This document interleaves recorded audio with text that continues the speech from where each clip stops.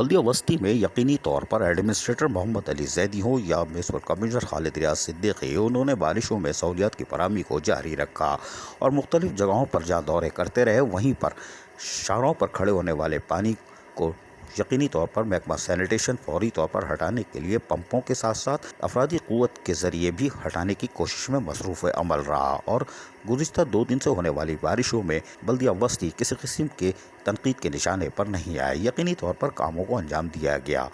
Director sanitation हो या तमाम डिप्टी डायरेक्टर और ख़ुसूसी तौर पर हमारे सैनिटरी वर्कर, इन्होंने जिस तरह कामों को अंजाम दिया वो काबिल तारीफ़ है और फौरी तौर पर बारिश के साथ ही शारों पर आ गए थे। यही वजह है कि कोई मिसहैप नहीं हुआ।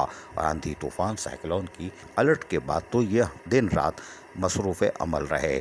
शाबाश है सैनिटरी वर्करों को बल्दिया वस्ती के।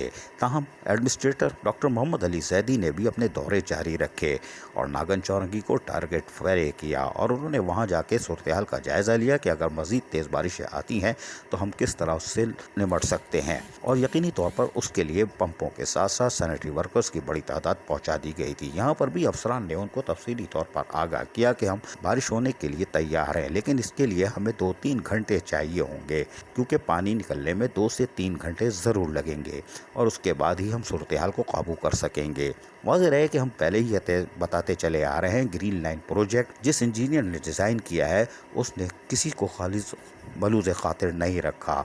सारी सीवरेज सिस्टम और ड्रेनेज सिस्टम को जो कि आर पार होने थे उनको ख़त्म कर दिया था। यही नहीं, अभी तो सर्कुलर रेलवे वाले सर पकड़ के बैठेंगे। नाज़ाबाद से मुजाहिद कॉलोनी जाने वाले रेल कैसे जाएगी? अंडरग्राउंड जाएगी, पुल बनेगा, अंडरपास बनेगा, पुल बनेगा। अभी ये फैसला नहीं हुआ, लेकिन कुछ भी हो, आज बल्दिया वस्ती में जो सूरत हाल है वो सिर्फ और सिर्फ ग्रीन लाइन प्रोजेक्ट की वजह से है, जो खुद भी ताख़ीर का शिकार है और बल्दिया वस्ती के लिए भी अजाब बना हुआ है। बल्कि बल्दिया वस्ती के लिए नहीं, ज़िला वस्ती के लोगों के लिए। लेकिन इस पर काबू पाने की हमें पूरी उम्मीद है। अजीज़ आरिफ, KBS बल्दिया न्यूज़, कराची। ऐसी ही खूबसूरत वीडियोस फ्यूचर में हासिल करने के लिए रेड बटन पर क्लिक करके और बेल आइकॉन को प्रेस करके हम सबके सब्सक्राइबर बनना मत भूलिए।